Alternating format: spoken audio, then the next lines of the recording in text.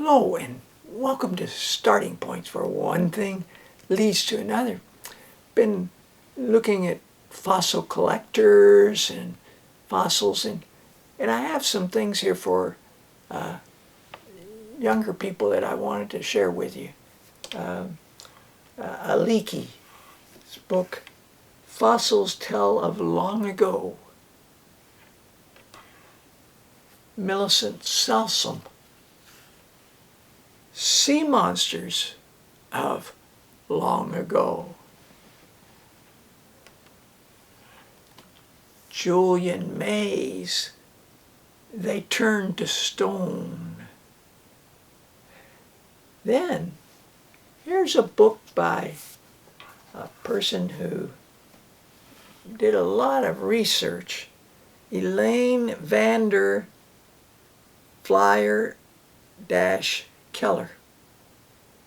and has put together a handbook for the area where I live, South Vancouver Island, Earth Science Fun Guide.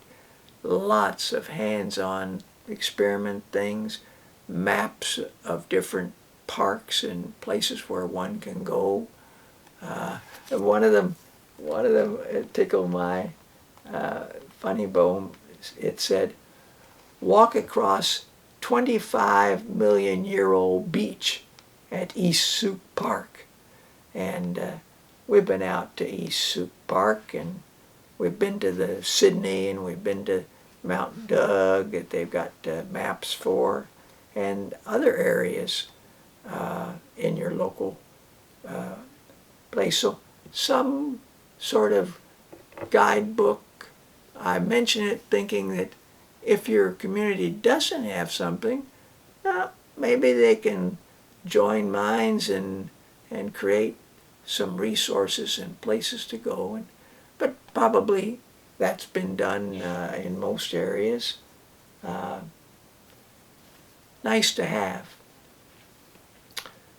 First look at Nature Book. And that series, there's one on the otter. That's the river otter.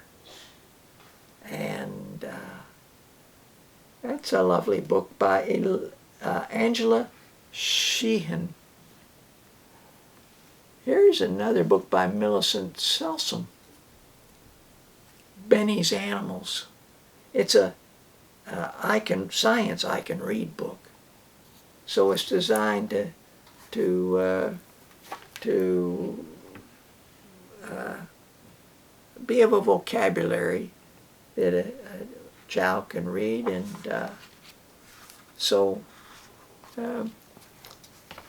those are really nice beginning reading kinds of books.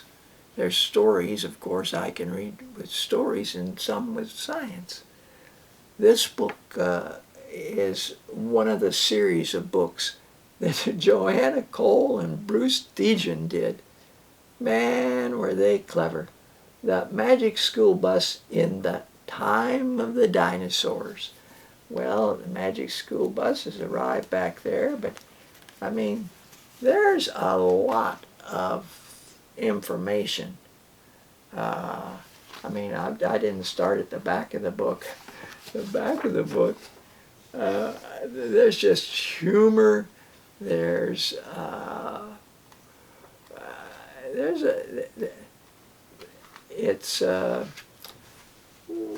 engaging series of books. Looking at fish next time.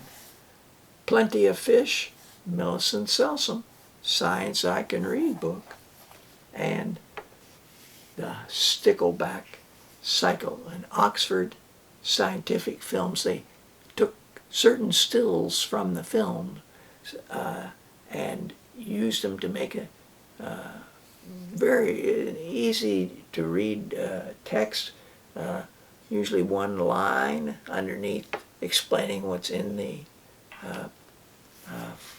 photograph on the page. In Victoria, there's a group, several different groups that are interested in lapidary and so forth. And sometimes they put on a show, and at those shows one can go and look, and there's gemstones and crystal things, and there's fossils often.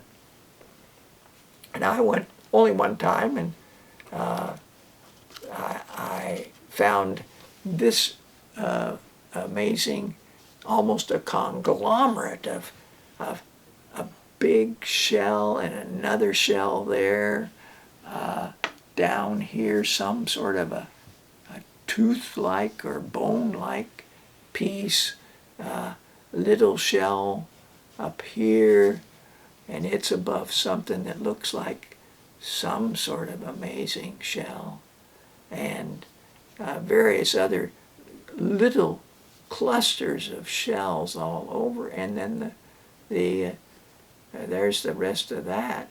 I don't know if it's gonna work, but some things that look like almost mica, and these crystals down here, really packed with life remains. And this is a piece of limestone, and looking from this end I can see where there's sort of layers, but it's solid and heavy. And here's a fish. I sure hope you could see it. That tail, detail of its tail, spines on both sides of this bone, even little spiny things going this way. There, the head, of course, there's some piece missing here that's part of this spine of the fossil, and it's so having those sorts of things in the classroom would, I thought, be of interest and maybe inspire someone to find out more. And now there's two pictures I'd like to show you.